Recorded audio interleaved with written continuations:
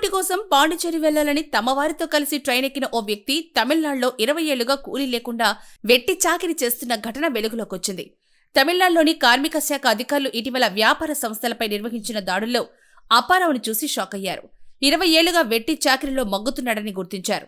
20 ఏళ్ల క్రితం ఉపాధి కోసం తన గ్రామానికి చెందిన పలువురితో కలిసి రైలులో పాండిచేరికి బయలుదేరాడు. అలా రైలు తమిళనాడులోకి ప్రవేశించిన తర్వాత మార్గ మధ్యలో ఒక స్టేషన్లో ఆగింది. అప్పారావు టీ తాగేందుకు ట్రైన్ దిగాడు.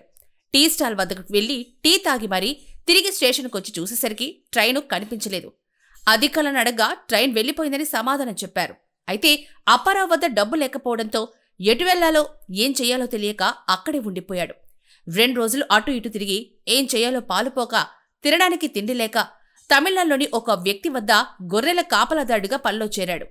కూలీ డబ్బులు ఇవ్వకుండా బలవంతంగా తన వద్దనే ఉంచుకున్నాడని యజమాని అప్పారావు చెప్తున్నాడు. అప్పారావు బయటికెళ్తే తిరిగి రాడేమో అనే ఉద్దేశంతో ఆ ప్రాంతం నుంచి బయటికెళ్లకుండా జాగ్రత్తలు తీసుకున్నాడు. అలా దాదాపు 20 ఏళ్లు వెట్టి చాకిరీ చేస్తూ అక్కడే ఉండిపోయాడు అప్పారావు. అయితే ఇటీవల శివగంగా జిల్లా కదంబకలం ప్రాంతంలో తమిళనాడు కార్మిక శాఖ అధికారులు దాడులు నిర్వహించారు. ఈ దాడుల్లో అప్పారావు వారికి కంటపడ్డాడు. అప్పుడు అధికారులు అప్పారావుతో మాట్లాడి వివరాలు సేకరించారు. తనది పార్వతీపురం మండలం జమ్మవలస అని అధికారులకు తెలియజేశాడు అప్పారావు. వెంటనే అధికారులు పార్వతీపురం మన్యం జిల్లా కలెక్టర్ శ్యాంప్రసాద్కు అప్పారావు ఫోటో పంపించి వివరాలు తెలిపారు. కలెక్టర్ శ్యాంప్రసాద్ పోలీసులకు ఫోటో అందజేసి కుటుంబ సభ్యులతో మాట్లాడి వివరాలు సేకరించాలని ఆదేశించారు.